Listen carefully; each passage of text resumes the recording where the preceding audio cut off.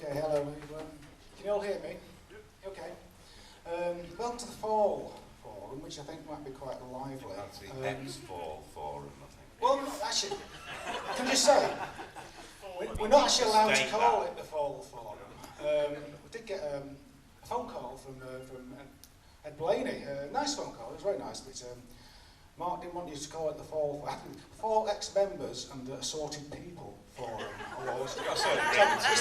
It's not a Fall Forum at all, even though, it has to be said, there are people here, Steve, Simon, yeah, 30 years experience in the fall. Now, I'll introduce Matt to you, who's a lecturer at Chester University.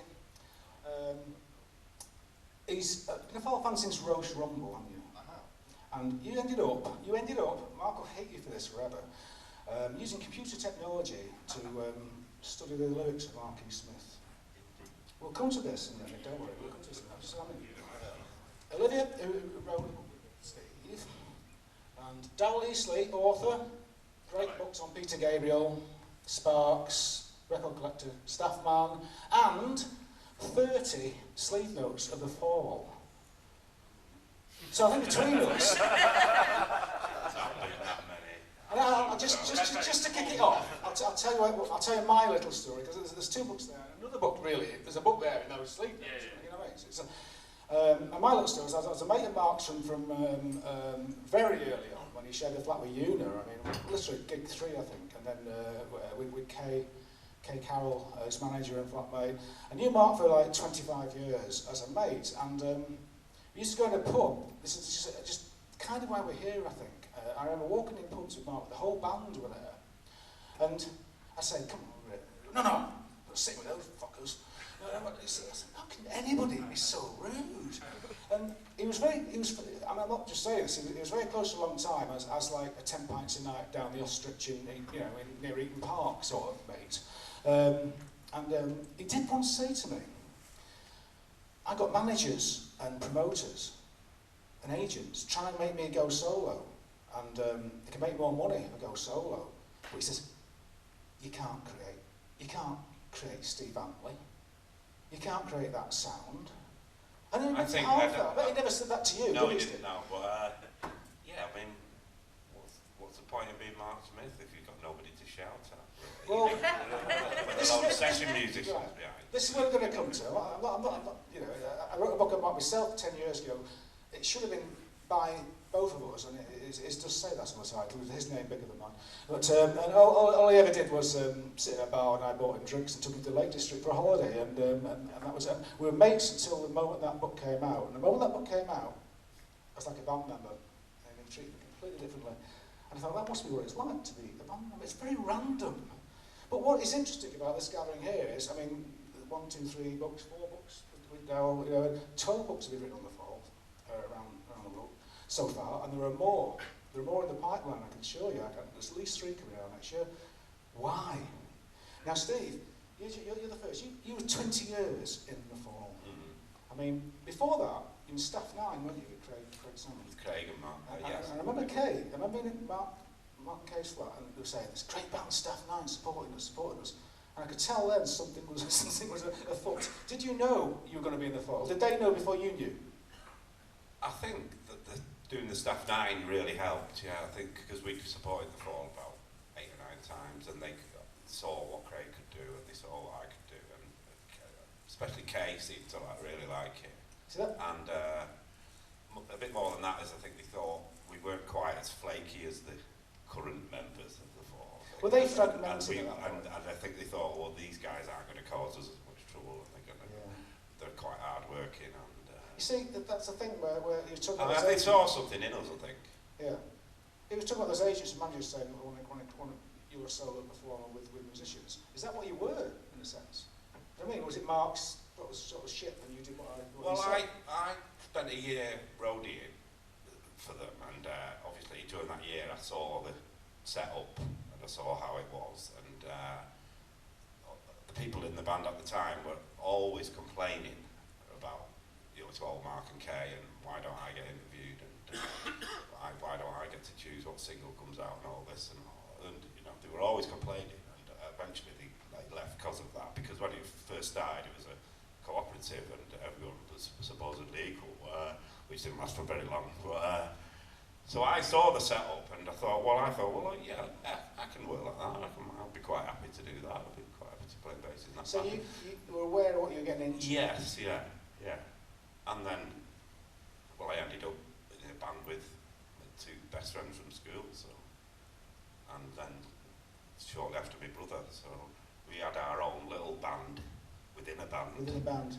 Was it the first album you worked on? Was that Dragnet? Dragnet, yeah. Yeah, one of the great albums, isn't it? Yeah, well, I mean, I obviously really like Live at the Witch Trials, and Dragnet is so much different, totally different sound, but yeah, it was one of the. How did you get on with Mark when you first joined? Was he good? Did you take him to corner for a pint? Yeah, 1 minute. And then I always found that quite difficult to do with. I think that your boss 1 minute and your friend the next minute. I always thought, well, you can't have it both ways, Yeah. So I think maybe why I survived so long was I kept a little distance. Yeah. I didn't want him to be. I didn't want to be a close friend of his. Because you don't need to be, do you? No. But we had a good working, Yeah. and he was, often really good to be, and often.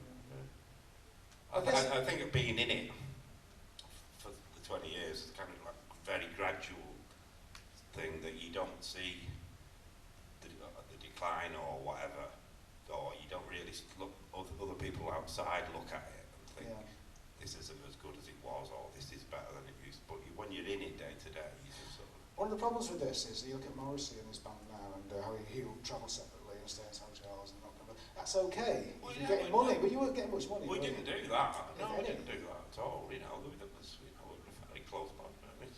Not later on. No, I mean, talking about early days here, but yeah.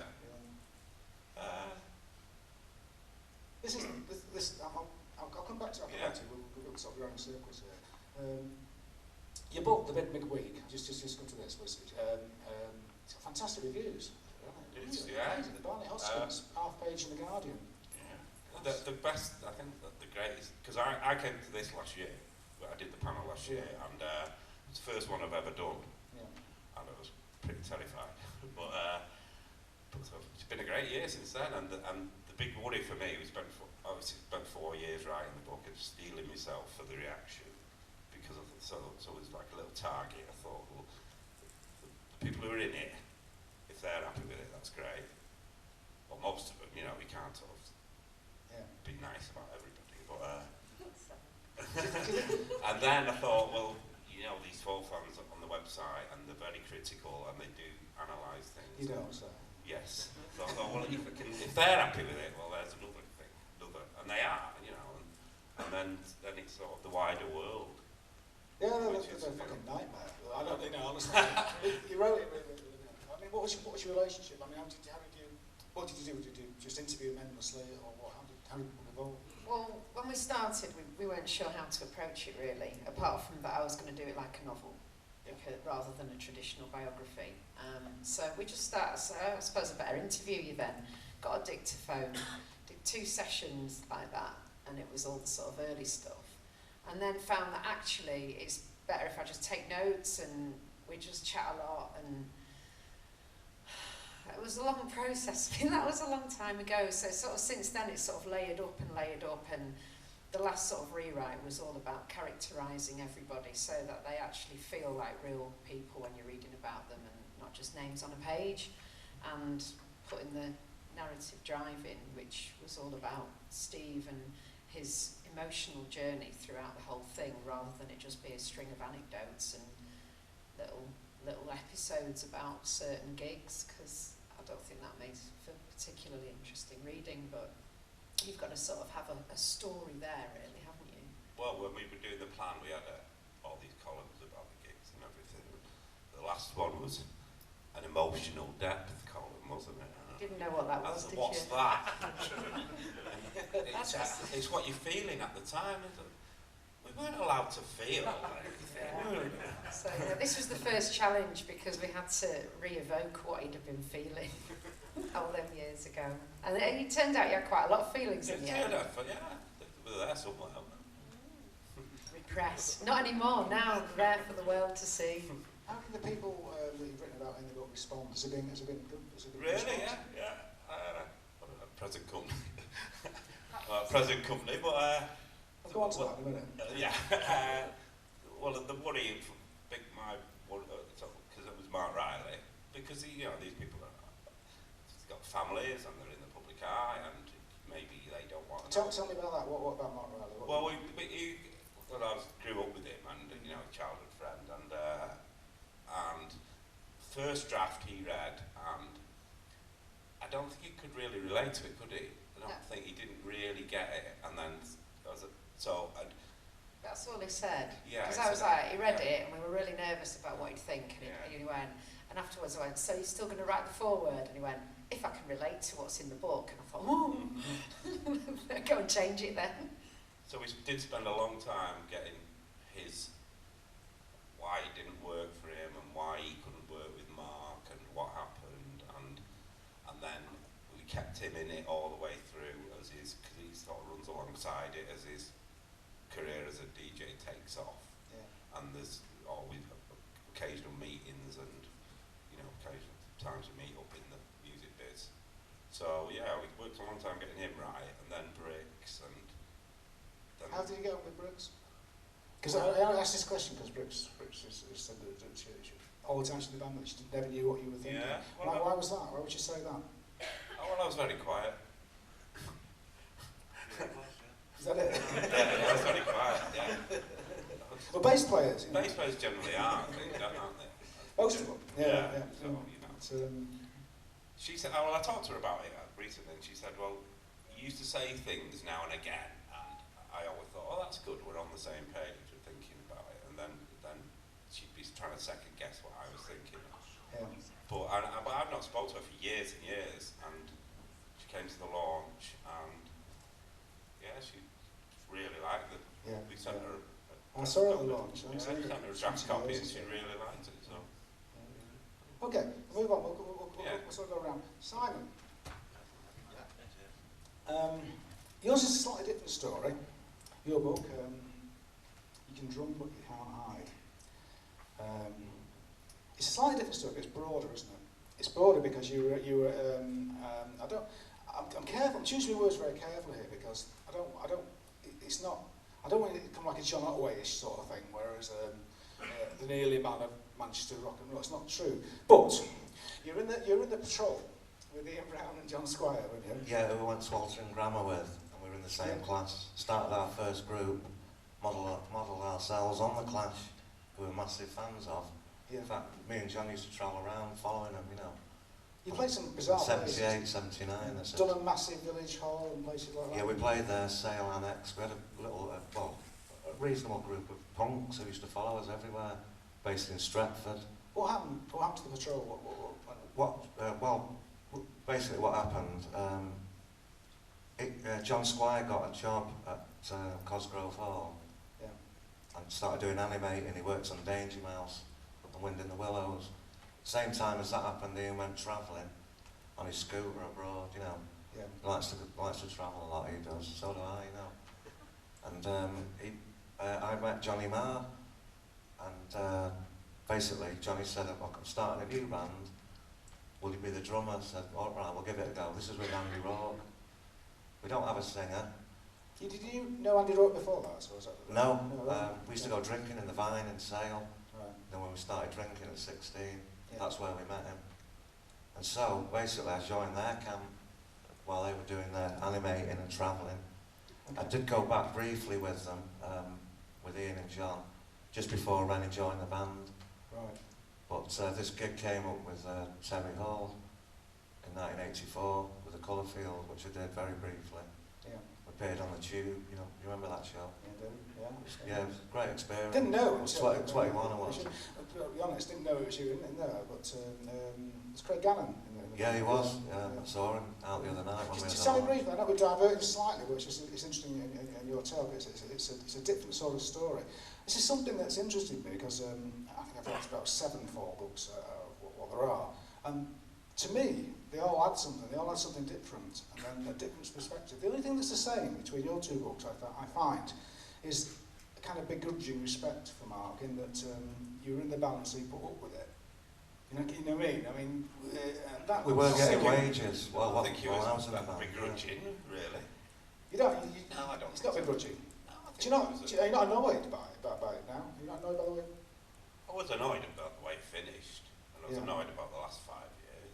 But, So it was a car crash, wasn't it? Yeah. And I got out. Tell us about the way it finished. Tell us. What happened? I don't want to spoil the end of the book. No, it's okay. No, you go. Do you want to leave it? Well, no, everyone knows, don't they? It's Titanic. Everyone knows the end, but it just sort of all disintegrated in New York. But before that, there was a few years where gigs were bad, and there was loads of financial pressure, big tax bills, and which weren't helping. And to be honest, we're all a bit of a mess. I think we're all a bit of a mess, and somebody said that you go and see the Fall on stage and it looks like 4 guys who are sick of the sight of each other, and I think there might be a bit in that, I think Mark was sick of the sight of me, and I wouldn't agree, really. Would you not? No. You wouldn't agree? No, I wouldn't. Would you not? I'm talking about me and Carl and Mark, really. Do you know, right at the end? Right. Yeah, it was unworkable, and his reputation went downhill, and nobody would book him. And I told him so. And he said, it doesn't matter, Simon, if I fart into a microphone, people will buy it, but it was just putting me down. Yeah. He wasn't disrespecting, the fans. Simon, I just want to go back a bit, a little bit, because I don't know where it came across. You were the first drummer of the Smiths, weren't you? Turned the Smiths down. You joined the Smiths, so you played on that first Smiths demo. Yes, I did. That's why I started writing mine. Why did you decide not to go forward? Because I was into jazz funk, like Andy Rowe was. And you say in your book that... He was playing the bass like, Barbarism Begins at Home. Do you know that one? Yeah. That's the sort of bass lines I was playing to. Yeah. We go in with Morrissey, and it's, suffer little children. You found the singer a bit depressing, didn't you? Yeah, absolutely. I like Morrissey. I mean, he was funny, charming. Yeah. But I just didn't like what we... What was on? We did 2 songs, but I just said thanks, but no thanks, Johnny. Yeah. And the rest is history. The rest is history. How did the Fall come along? Again, I was in a support band like Steve, called The Weeds. Yeah. And we were on tour at Harleston, me and Fiddler. And Mark just came up to us and said, come here, Con. Can I have a word with you? Get in the van. How do you like to join the band? I said, well, all right, yeah, sounds interesting that. To come and see me on the Monday morning when we get back to Manchester. So we sort of drove home in the transit with The Weeds. Didn't tell them, because obviously didn't want to go, I'm leaving, Yeah. Not till we got to Manchester. But I went to see him, and he was great, And I said, listen, I need something in writing. I said, I'll give you, these wages for the next 6 months. Just wrote it on a scrap of paper in his front room, and that was it. But we didn't have an audition, but I don't think you weren't very confident in me, were you? Well, it's just such a change from Carl, I think. For me, it was, because they were 2 totally different drummers. And it soon started to work, I think, between me and you. It didn't take that long. Sure, I don't play as many roles as Carl. And Mark used to say, don't play any roles, Carl. Don't forget James Brown's drummer used to get fined every time. For $1. I think your drumming worked better for the material we were doing at that time, because the stuff Carl was doing was one riff for 15 minutes, I think, and this day. Yeah, it works sometimes. Yeah, and you got to put a lot of rolls into that, or we're different breeds, But then the material that Briggs sort of brought along, and Briggs was right, it suited your drumming word, I think. I think it's fair to say, state that these 2 guys are actually, as far as I'm concerned, the peak period of the Fall. I think some of the albums you played on will never be surpassed. It was the Great Fall. I don't like the new stuff. you know, particularly these days. It's dipped a bit for me. Other people disagree, but you know, I think you'd be pretty proud of your contributions. When I last saw The Fall, which was at Frank Sidebottom Festival a couple of years ago, it was bang on, you know, the lyrics. Did you talk about the lyrics? Did you actually even listen to the lyrics when you were in the band? Half the time they're about you, weren't they? A lot of the time. If I knew who they were about, and it could be me, it could be Craig or Steve or a roadie, a bus driver, obviously I'd pick it up and there's nothing worse. Yeah, that's quite good. There's nothing worse when you hear a song and you know it's about you, but it doesn't mention your name. You think, that's not frustrating, that. But at least I know a few lyrics. That's what he's saying, really. We're gonna move on. We'll go now. Where should we go, Matt? Sorry. Yeah, we're talking about lyrics, so we're going to come round. Lyrics. Now this is something that Mark has always been. What's a computer? You've got on there. He's always been anti-computer, and the idea. Because I've seen Mark write lyrics. Everyone's seen Mark. I see him sat there. There was one he did a single with Dose, which I think you mentioned in your book, and I saw him actually sat there. The computer unplugged. And he was listening to this dance track, and he's like scribbling, and he's looking at the plug. And he wrote, I can't seem to plug myself in. I thought, oh, that's fantastic, that's an existential statement. It's just got a plug. You can overthink these things, you know what I mean? But now, don't get me wrong, I'm not down with it. First of all, when did you first start liking The Fall? I think the first time I heard it was Rouse Rumble on the John Peel's Festive 50, 1979. Yeah. And I think that was the first time I ever heard Peel. So, you know, I'm possibly a bit older than I look. And it kind of stood out from all the punk bands as having kind of really intriguing lyrics, very dense lyrics, I think, the lyrics. And that's one of the reasons why I've kind of put all this stuff together, because when you kind of go through the whole oeuvre of The Fall, and you kind of put them all together, extremely dense and kind of indecipherable. But you can always kind of pick up on something. There's always some, you know, there's some resonance with some things. So, anyway, 1979. I've been listening to them since then. And I've been an academic only for about 7 or 8 years, so I'm keen to emphasise this because I was listening to The Fall for like 25 years before I went to academia, so it's not like I'm trying to build an academic career out of it. And so I've got about 50 slides. Because I work in university, I'm going to get you all into groups in a minute and give you poster paper. No, I'm not. Actually, I'll just point this out first of all, so you can be looking at that, because what those words, the bigger the words are, the more significant they are as categories in the whole corpus of The Fall lyrics from 1977 to 2010, which is all I've got up to. So you can be looking at that while I'm talking. But basically, I went to a workshop where somebody explained this software, right? It's called corpus linguistics.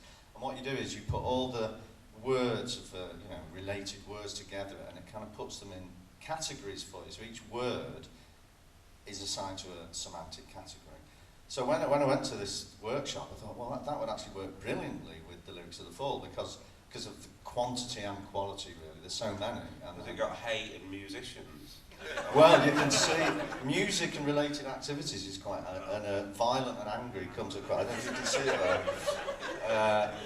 I'll tell you, it's an academic's dream, actually, because I just want to show you that I'm not the only weird one. I'll just go on to some other slides, because actually, just to start, I wasn't the first person to do this. I don't know if you've seen this. Some guy in 2009 did a similar thing and put on an exhibition in London. And he called it 85,999 words. And he downloaded all the lyrics off the Fall website, which is basically what I've done. And then just literally printed them all out and turned it into an exhibition in alphabetical order. And then you've got some big ones and some small ones. But I must say that he didn't kind of have a kind of Jack Nicholson in The Shining moment where he just like typed them all out. The software does all that for you. So he did that, and that was an art exhibition. And then there's somebody else actually who contacted me when he saw that I was doing this. Danny, no? And he's actually put a corpus of Fall lyrics up online, which is really good actually. He was really interested in what I was going to say. And what he's done is he's got this software, and I don't know if I've put it on the slide yet. You can't really see that, but basically every single word is then put in a in a sentence. So you can go on all the words in alphabetical order. You can click on H and you come up with head, and it tells you there's a line from the song, and then there's the song, and then there's the year, and then there's the album. That's a real nerd's dream, really. So basically what I decided to, I mean, the problem is, like, if you don't, I don't know how long I've got to talk, Nick. It's usually an hour when I do this presentation, so you have to stop me. So it's not enough. I had to make a decision, because basically the lyrics have been mainly written down by the fans, haven't they? I mean, Mark didn't publish that many of them, so they've all been put on the website, so I basically downloaded them.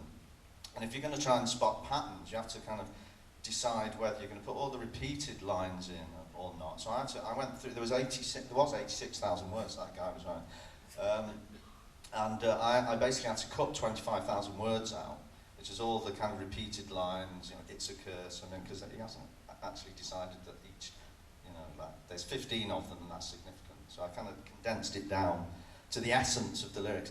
And then if you can look at on the screen there, it's actually quite interesting how many lyrics were written per year, and you can kind of see that it peaks. Sorry, I know you can't see that now. It kind of peaks in 1982, 17 songs, 3,119 words, and then it kind of peaks at 1998. Really, there's like hardly anything there. 1999. So I mean that's kind of like, so there's like 56,530 words, 410 songs. By the way, there is an argument, obviously, that this is like quantifying. This is like ripping the soul out of the lyrics, and I'm not into kind of just counting things. So basically, anyway, what this software does, you're still awake there, Ricky, right? What this software does, it assigns each word to a semantic category, in other words, a meaning category. And then you get your corpus of words and you judge it in terms of significance against another body of work, right? So there's this thing called the British National Corpus, which is based on a website at Lancaster University, which has got 1 million words in it, which is not a lot actually in this kind of field. And you judge your corpus against it, and it tells you what the significant categories are. So what you're seeing there is a page of that, and it's the top category. I'll simplify it there. So what you can see there, and what this kind of tells you is like what I was hoping it would tell me. What are the significant themes that run through the lyrics over 33 years? And I know, like, if you're a Fall fan, you'll probably know some of these.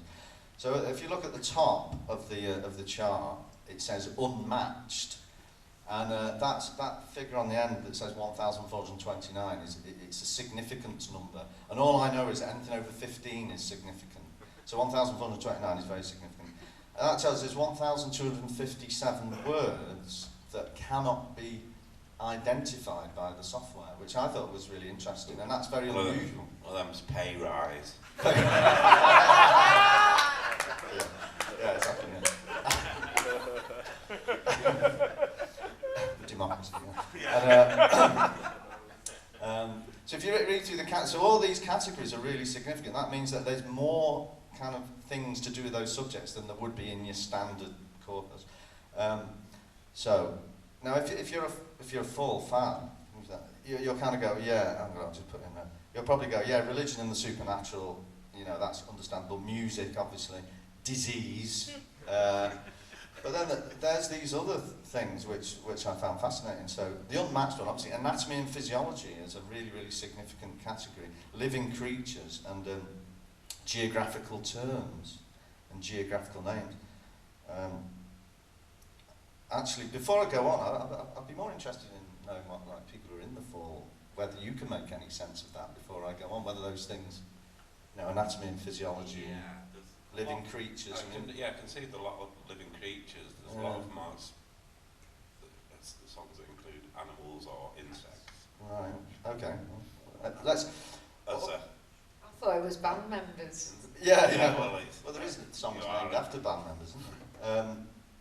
Anyway, I mean, I'll probably only have time to talk about this, but obviously one of the things that Mark is particularly, I think he should be kind of celebrated for, is his love of language, and that's what it shows you, because, and being creative with words, because the fact that the software couldn't identify 1,250 odd words, it's not just random stuff. it's because he plays with language in really significant ways. So you've got obviously got all these place names, Bremen, Xanadu, Cheetham, lots of things associated with Manchester, Chorlton, Deansgate, and so on and so forth. Names of people from Musgrave's daughter, wasn't it? Dolly Parton and Lord Byron and Marillion, which are not identified in the software. And then a love of the vernacular, lots of kind of regional terms like kecks, obviously means trousers, and mithering, dimp, spliffhead, smartass, and so on. Lots of non-English words, lots of German words actually. You seem to have lots of Bremennacht, brand names, Prozac. There's quite a few chocolate bars, I think, mentioned. There's Spangles as well. And then, very interesting, I don't know if Don Powell's here, but I was from Slade, but actually Slade were kind of innovative in deliberately misspelling the names of their songs, much to the annoyance of lots of language purists. But Mark obviously deliberately kind of misspells lots of words, changes the spelling, orange, prince, curious, and so on. So that's one thing. But then more interestingly is, can I still go on to some of stuff? I'm going to ask Darryl to follow this in a minute. Right, okay, I'll just do this and then we'll go on. I think what's particularly interesting is that there's lots of words which are either very, very obscure, which I've checked in the Oxford English Dictionary, or kind of words that he's made up as like compounds or blends of other words. And that's just a few of them on there. So, I mean, what spine track? What is that? What is a spine track? I mean, that if you Google spine track, that doesn't. There's no such word. You might think there is hystericy, which I think is a blend of hysterical and aristocracy. Corporatulent, which is corporate flatulent. Which are all great words, like it's really, really playing with words. Yeah, it's a grampy, boxoptosis, and pleasurelicious, existation, and so on and so forth. And the ones on the left in blue, they're actually are in the Oxford English Dictionary. I've not got my list here, but splacking, which is in Dr. Faustus, is actually a word, but it's kind of, I think E.M. Forster, the writer, mentions it once, according to Oxford English Dictionary. Splack, which is to mean to kind of splash in water, a kind of splashing term. So I don't know whether he's actually, because I know he's very well read, I don't know if he's drawn from those things and put them in. But obviously it's the sound of the words that goes with the lyrics. So very, very inventive. That's what that's in. I'll just start with the anatomy and physiology and move on. Basically, anatomy and physiology, this is the list of words that comes up as the top words, but there's 220 different types of words, different words that relate to anatomy and physiology. Head is the top, and you've got face, back, eyes, and then it goes all the way down to, these are the ones at the bottom of the list, septum, rectum, baldy, and alopecia, the ones that appear at the very bottom. But he's obviously obsessed in some way, and again, I don't know whether you guys can comment on whether you know why that is, or what significance there is to that, or whether you want to ask a question. Okay. Darryl, I can keep going. I'll come to you in a second. It's fantastic. It's absolutely fascinating, and obviously we all love Mark's language. And the thing is, a lot of these words are shouted out through. I have to point out one slight point. There's a lot of the words on that website, not necessarily the words that Mark shouts out, but and also they come from a view of life that Mark has, which we talked about Chris Seeley and Frank Sidebottom before, and they're very similar in the sense that they approach life from a random place, and it's not just about the music. It's about, I sat with Mark in pubs in Stockport, and he's like, fucking Stockport bastards, fucking hate them. I said, why? I'm from Stockport. Why do you? Oh, we're in deerstalkers, bastards. At the time, I'd lived 45 years in Stockport. I'd never seen a deerstalker.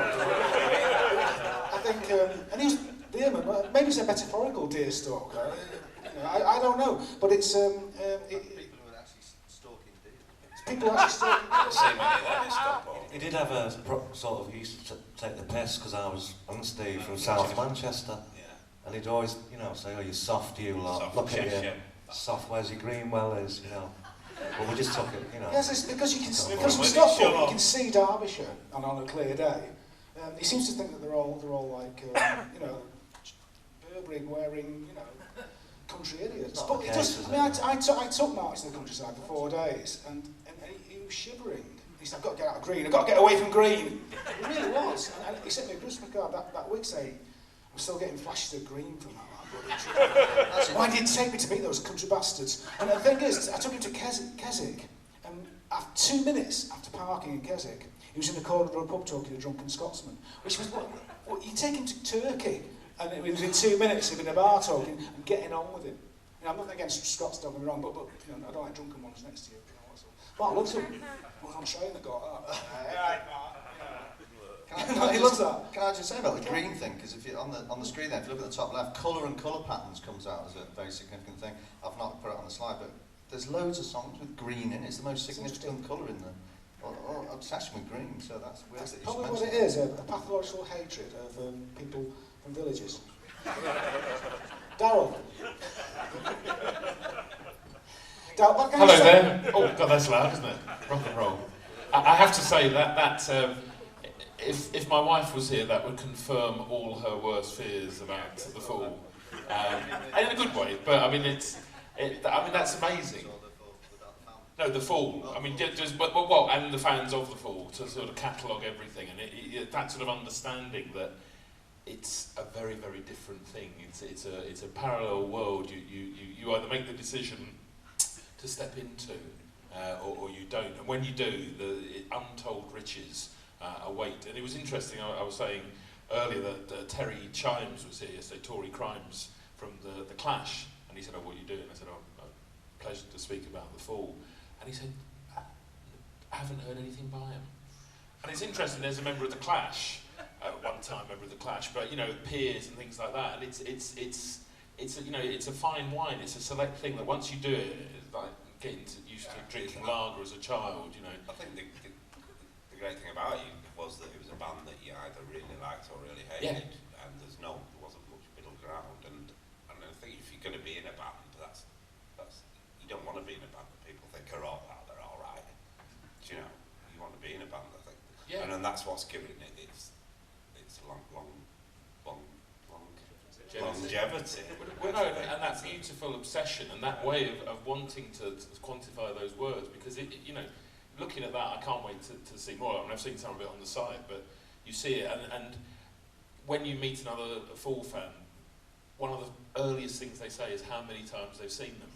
It's almost like, you know, 32 times, or 47. You know, it's there, and it's all those things. And you know, in your peak period together, you know, chiming with the record companies, trying to get chart positions in all the different formats that came out, and all that desire to have, because they knew that we would buy them, we would love them, because we wanted to, you know, have it. And I love it. I didn't sit well. I've loved it for a long time. Sorry, it's like I've woken up. I'll stop talking. Ask me a question. Were you a Paul fan from early on? Because I know you're writing from lots of things. I've always thought of you as more of a pop writer. You write very, very good, intelligent books and words about pop music. And it surprised me that you were such a fan, because you written 30 sleeve notes for Fall.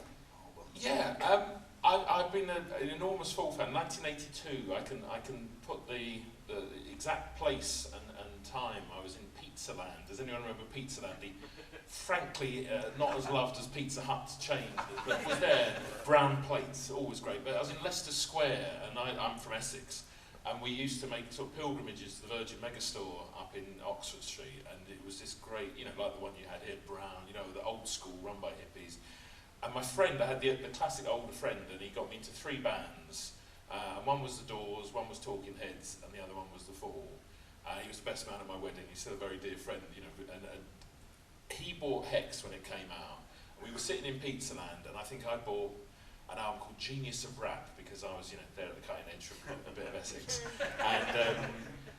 And I just saw, and I've been aware of The Fall. You know, I've been buying the music press all that time, and you know, you couldn't help but know them.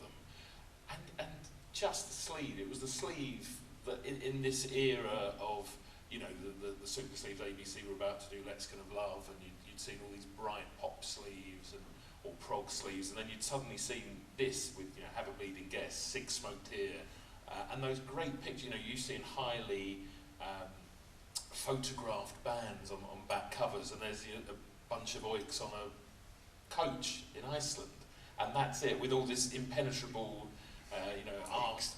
You know what I mean. We used to see, this is the era.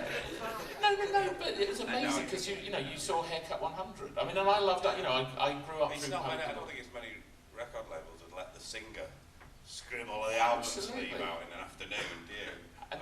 And then I had to hear it, and then the first thing is classical, and it's like, and it's almost like my life was never the same again. It was that moment, and to me, I think the best of the fall is the best of pop. All those things are there.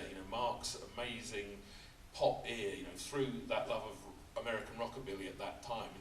You just look at the choice of covers, and then you actually look at the musicianship, because that great thing was always, the Fall can't play, he can't sing, blah blah blah. And again, it's that thing. If you take that road and invest the time, you see that you have to be able to play well to be able to play like that and make that noise. And then I think and that's why people sort of talk about how many times they've seen the band, because live and then seeing that translated. Some of those shows, at that time you couldn't believe. Well, this was the thing that used to kind of really upset me at the end, is that all that was forgotten, and all the stuff in the papers and all the reviews had just it turned into a pantomime, and all the great albums and great gigs that we did in the 80s, where people had come and people had worked with us like tour managers, and they wouldn't be Fall fans when they started the tour, and they'd say, well, we didn't think you could get any better last night, but you were better tonight, and they did some amazing gigs. Yeah, a few of them learned to love us. And by the end of the tour, they were like, a lot of them just like, no, that's it, I'm not doing it. Yeah. Just as many. Yeah, but all that was forgotten in the 90s, I think. You say it's turned into a pantomime, but how much is that down to Mark's personality and how he put it across in the press and in the media, how it's perceived by people? Did that not detract from the music in there? Because I've been to four gigs. Totally. We've all been to four gigs where people have applauded when he's knocked over the Max. Yeah, the music became like. Is that secondary? did that work in the music's favour when you were in the band? No, people just were waiting for him to break down, or Paddy, weren't they? Yeah, and you forget about the great albums that we made. You forget about the great albums, but what I'm trying to get at is that sort of a circus thing taking over too much. I'm not knocking the band now. I'm just saying people now go to see that, and I find that a bit disturbing sometimes. I mean, you used to have this thing with the drum kit, didn't you? The bass drum. Yeah, it was. We basically had a dummy mic put inside that he used to pull out. He only liked one microphone on the kit, and like back in the 60s. What's all these microphones? We don't need all these, and he'd throw them about. So we just clamped one in. But he got wise to it after a bit. But it made us laugh, for quite a while, didn't it? Did he do that with the bass? Little things. Did he do that with your bass? Did he make absurd statements? He didn't really touch your bass, did he? Well, you stood right in front of him. Yeah, he was bigger. I know it's in my book, but because I went to see the Fall loads before I joined, and I'd never remember him touching the amp, anybody's amp, and I was the first person he ever did it to. I remember the gig in Australia, and we'd done the sound check, and it's some college, and we spent ages getting the sound right, and then suddenly it's and this booming basses, and I sort of went up to him after and said, "What are you doing?" Well, I might as well not have bothered being there all afternoon, wasted my time doing sound check, and he knew I was really wound up about it, but I think if I'd have not bothered, I might have saved a lot of musicians, because he knew how much it wound people up. I think he's. I went to a John Peel session at Maida Vale once, and to watch Fall. And there's a new lad, I can't remember who it was off the top of my head, playing guitar. And he's playing guitar, and Mark's going, "Play it higher." It's like, "Higher?" No, higher. So he's like that. And at the end, he's like John Lennon. And I think, why are you doing that? Why is that improving the session? But it kind of did, in a way. But sometimes it could. Other times it wouldn't work. It must piss you off, sure. Because he's not a drummer, is he? Not necessarily. If the song came out better by him just going like that randomly, then that's how it was, But sometimes it went worse. Most of the time it was worse. Yeah. I suppose it doesn't matter in the long run, does it? But, Well, it depends if you're getting a good records out of it. you know why you're doing it, I suppose. I guess so. I think there was, I don't know if people in the audience noticed, but at those gigs there was so much going on that like you're trying to play your music and you've always got your eye on what's going on and what's happening and where things are flying around. Yeah. And now, you see, this is what's different. I guess this is what's special about the Fall. I'll come to Darryl in a minute.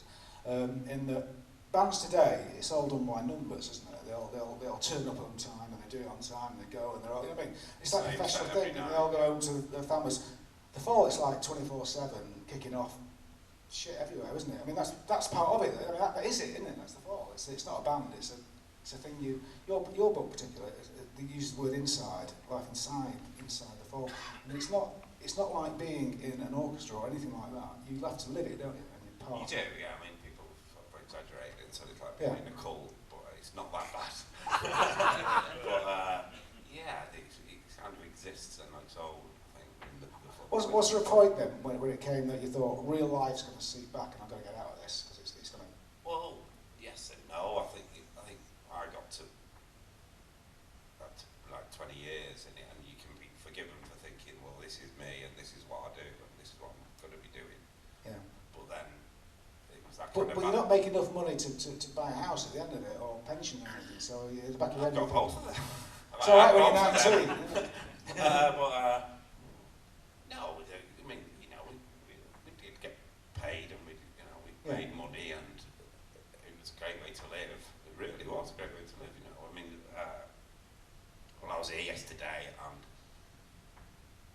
Edwin Collins and Viv Albertine, and they've both been through a lot worse than I have, or anybody in the Fall. It's pretty easy, really, Yeah, wasn't it? it was Doddle. It only takes so much. I say to people, it's like, sometimes we'd finish work middle of December, and do the Christmas bonus tour, and it'd get to like March, and you'd be, I better ring Mark, you know, see what's going on. I've been sat out for 3 months, and then you'd ring him, and oh yeah, we're doing the album in April, you know, okay, we'll start rehearsing beginning of April, and okay, this is great, you know.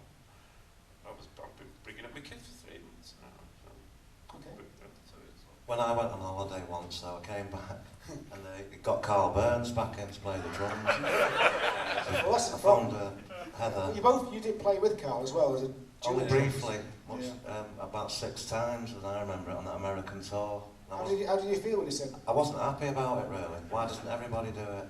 Have 2 drummers. I never really understood the drum thing. Was it? I mean, the glitter band, yeah, it sounds great, you know, but...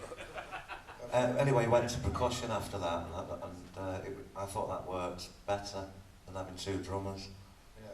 You know, if I'm drumming, I don't want to be following somebody. You know, I want to be driving. Right. Okay. Right. Darryl, Hello again. you're an Essex lad. You're into pop music. You were talking before about the great albums that the Fall were making at that time. You discovered them, but they were quite unfashionable, weren't they? At that point, in certain areas, and the NME were like moving away from them, weren't they?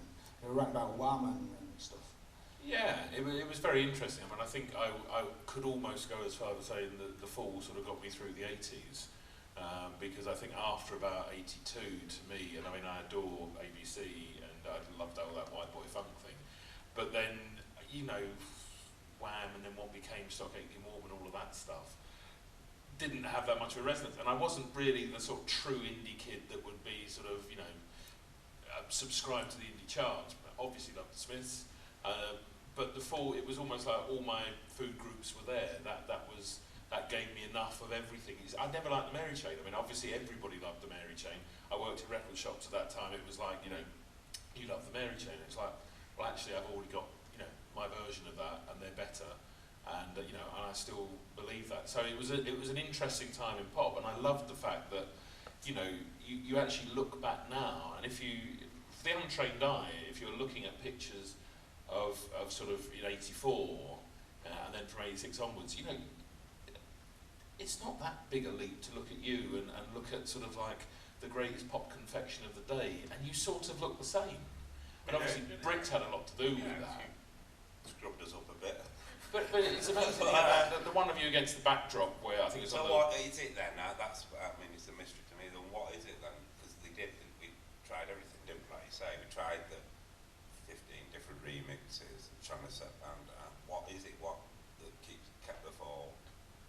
But there was, I mean, it was always that, you know, the big cult thing. It never became Smithsian. That's a journo word, isn't it? Or, you know, it never became Mary Chain. It never went there. But where it went there, I mean, you know, working in, I was manager in Art Price at that time, and around the time of Ghosts in My House coming out with a hologram sleeve, which I'm sure many of you will look at good nods there. And I still have mine on the wall in my office at home. But that came through, and it was like, you're going to get in the top 20, you know, the top 30 or whatever. And it wasn't like, oh, my band, you know. But it's an amazing thing, I didn't feel, oh, my band are leaving me. You know, it wasn't that. I just really wanted you to do well. I was really excited that I could say to people. Mark said to me once, Simon, as long as I've got a suit, a packet of fags, and enough to buy a beer, I'll be happy. So there's all these theories about why I didn't want to make it, you know, big. Well, that's what I said to me, and that's what I was. But I mean, there were several real moments where you know. There was when we were on phonogram, beggars and that. And I know the myth is that we didn't go for it, but we did. Yeah, we did. Well, you just have to look at the slew of releases that came out. But then listen to Popcorn double feature, you know. Wasn't it brilliant? Was it? No. I thought it was a waste. No. I know, well, there is that thinking of that, is like the Victoria, which did fairly well. And the box with the plastic medal. Yeah, and so what we're going to follow it up with then? Well, it's a Falls version of Jerusalem, of course. Yes. Although I believe you had a 3-inch CD single double pack or something of that time. Take them out of the record shop. But I mean, so you know, that to me, you know, the whole pop thing. I mean, that was high pop. You know, a lot of those tracks, and then the 3 phonogram albums. Certainly the first 2. I mean, chock full of pop nuts. And that tour. I mean, of all the times I saw you when you know Mark had the lectern, and I saw you at Bangor University, and it was like you'd become. You know, everyone had been touched by. Had a little bit of the Manchester brush had gone round at that point. You know, I mean, you were tearing it up, I believe that's it. And it was like, you know, this is astonishing, and this is still the same band, you know, 10 years on, 12 years on, you know, could be, you know, signed to a major label, I mean, you know, there, and still making a noise like that. I was, sorry, you wrote 30 sleeve notes. Yes, more, I think it's more, You've written 400 or something. Have you? Altogether, not the 4, but well, I have written a lot of sleeve notes. I but perform well over short distances. There will not be another band that you've written more about in that case. So you're almost like the official sleeve note person. Well, it was interesting. I mean, with all the Sanctuary stuff, and I used Steve Hammond's there, who is a sort of unsung hero in the Fall legend, because he really, you know, huge fan of the band, great music man, and he sort of, you know, marshalled all the, you know, the reissues, the sort of great reissues, got Conway and Stefan on the case to make sure, you know, because there'd been all those funny, you know, things that had come out over the years, and then to sort of do them properly. And he knew how much of a fan I was, and I was a record collector at the time. And what I wanted to do was sort of tell the story in a way that, you know, I read some of the early ones and I wince now in the sort of chummy, I sort of write as I speak, which is great if you know me, and if you don't, well, you know, you acquire the taste. But it was like, well, you know, I want to tell the story in chunks, so if you are that lapsed fan, you know, it's not for PhD Fall fans, it's for sort of good O-level Fall fans who love the band. And I tried to sort of, you know, convey my enthusiasm, which you know, there is no band like it. I think there's about 5 artists in the world that you listen to and you know, you almost feel guilty for listening to anyone else because they're so sort of complete, and the Fall to me are one of those artists, and that's, you know, who's the other 4? Have you interviewed Mark? Well, funnily enough, I haven't. I've met Mark several times, and I think someone I know interviewed him, and he referred to me as the sleeve note fella. And we've met and waved, and it's funny, I met him once at the Roadhouse. One of my major loves of the 90s was a group called Earl Brutus, and he was there at the gig, and he came out, and I just said to him, oh, Mark, you know, another lot, you know, taking your shtick, and, you know, he chatted around. And then it sort of kept following me around all night, and my last image, my wife was standing on a stool watching Brutus, and she looked round, and Mark had his head on my shoulder, and you know, and I was standing there watching it. It's a bit like, you know, actually, can you get off me? and it was a classic moment, and she said if I'd ever thought, you know, with my obsession that, you know, Mark would be there with his head on my shoulder at my Current Obsessions show, So yes, I have met him, but he's one of those, I don't actually want to meet him.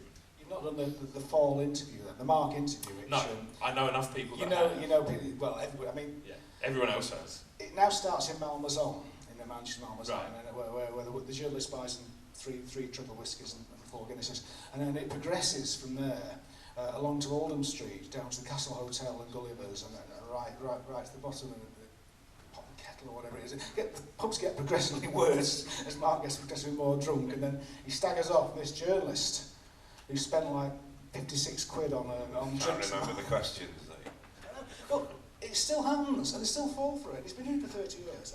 And the Independent last year, or 18 months ago, 3 pages on this about doing that. I think, well, you know, everybody in Manchester's done that with Mark. It's great that you can pull that off, really, in a sense. You know, it's still interesting. So it's still interesting, isn't it? And this is kind of why we're here, because Not fair play, really. no. to Mark.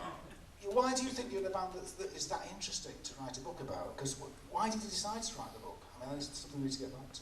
Well,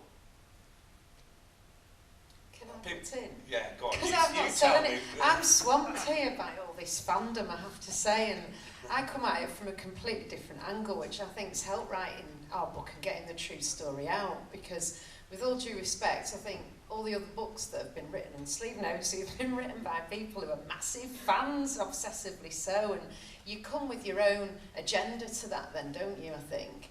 And for me, it was quite the opposite. I was one of these people who, you know, you'd say, oh yeah, The Fall, yeah, I've heard of them, but I should know more. I'm embarrassed by my ignorance, really.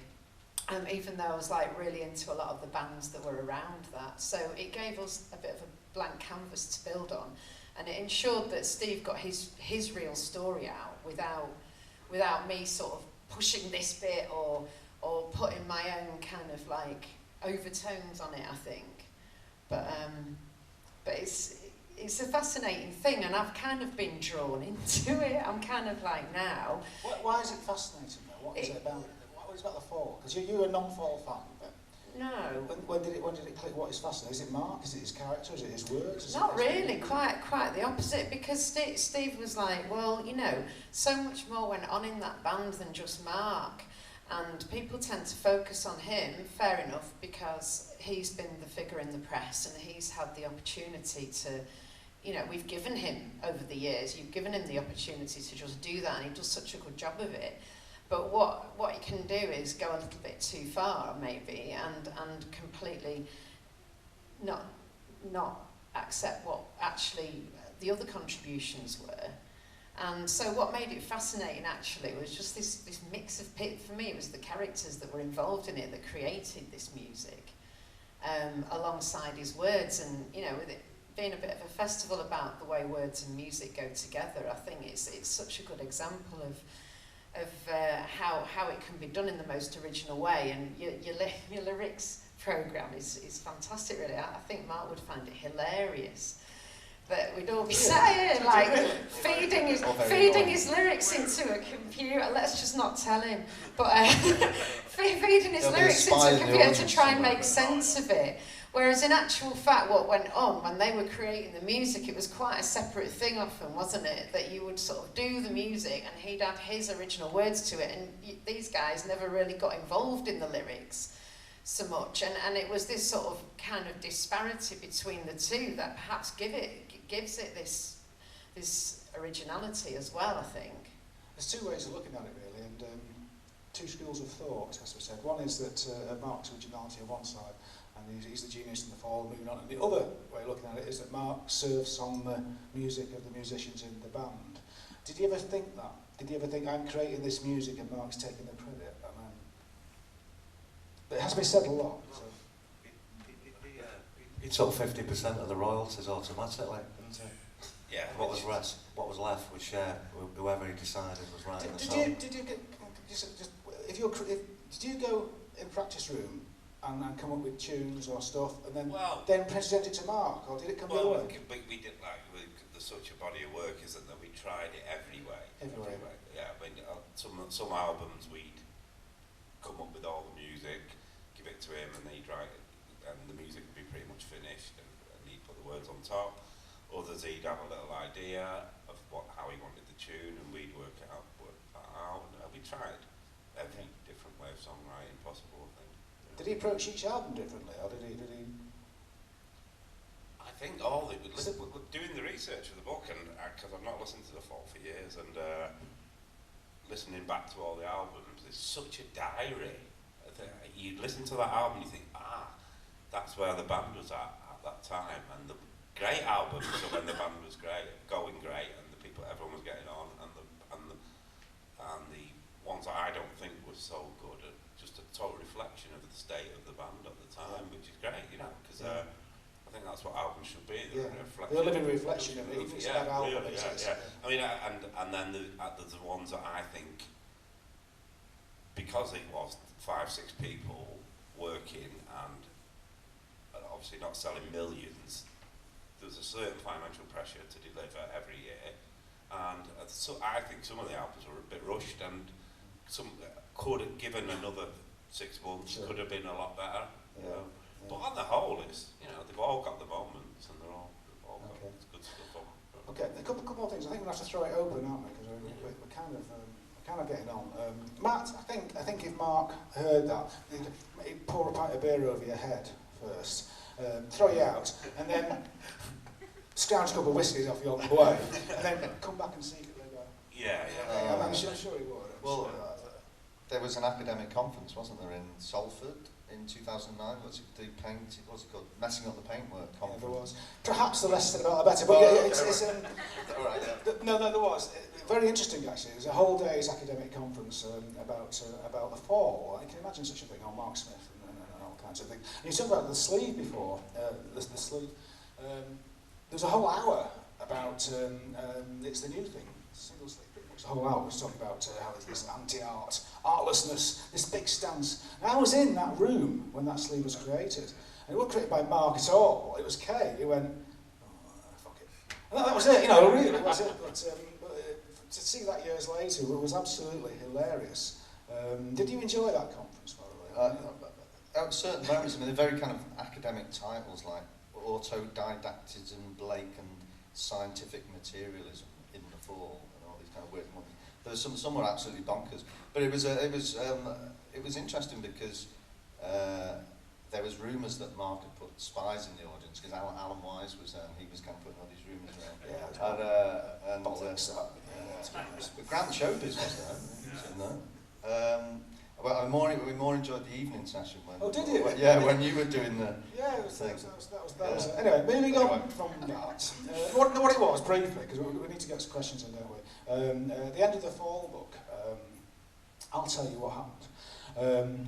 I went to see Mark's mum and interview Mark's mum at length, and she gave me 2 folders of fall photographs, which I took to Omnibus Press, scanned, brought back the next day, and she was there with her sister, went through every photograph, because we had to put them back in place, got back, fine. 1 year later, got a phone call, where's that blue folder? What blue folder? Blue folder full of all things, you've sold it on eBay. To be honest, with great respect to Mark Smith, you're not going to get much money for a picture of him in his swimming trunks on eBay, you know what I mean? Or maybe I'm wrong, I don't know, but anyway, I didn't. And at this conference, which I was a bit nervous about, because everyone was pissed by then, and quite rightly so. And we're there, there's like a little, the King's Arms, like a little circuit, and I was dead nervous about doing this talk, and Grant Showbiz was there, and Mark's sister burst in and said, "You stole one of our fucking photographs!" Ranting, but it became part of the event, didn't it? Since you alluded to it, I thought it's a legendary event. It wasn't what I wanted at that point. It wasn't. You know, it didn't improve my evening at that point. But Quite disappointed. That's why I was thinking. I'm looking around. No, it's not here. It's not here. So, anyway, I think we're going to have to go. We've got to be some questions on there. So. There's one for ex-members of the band, The Fallen, and it's about influence that you've had on other bands. To fans, it's obvious that you've had massive influence on later bands. The bassist of Half Man, Half Biscuit often wears a t-shirt with "Hats Off to Hanley" on it. I wonder if you can see that influence yourself, and if so, what are you most proud of having influence? There's a band called Fat White Family who've written a song, we're the Fall and we can prove it or something. It's quite a good band actually. So I went to see them and thought, yeah, that's quite good, you know. Yeah, well, often bands that I think people have said that they're influenced by. I don't hear it in bands, but what is it? And I think the band, the Four were a band that musicians liked, I think, didn't they? And what was that? Maybe it's the blueprint of the, if these lot can do it, so can I. Maybe, but I don't know. It's not something you think about every day. That it's great when you like people like Pavement and Sight was an influence. Well, Mark used to say Jarvis Cocker rips off his old styles, Yeah. didn't he? You know, the tank top. Just looks like me. Look at him, you know. When we're in Point Sheffield, there. look at him over there, you know, in the pub, watching what was going on.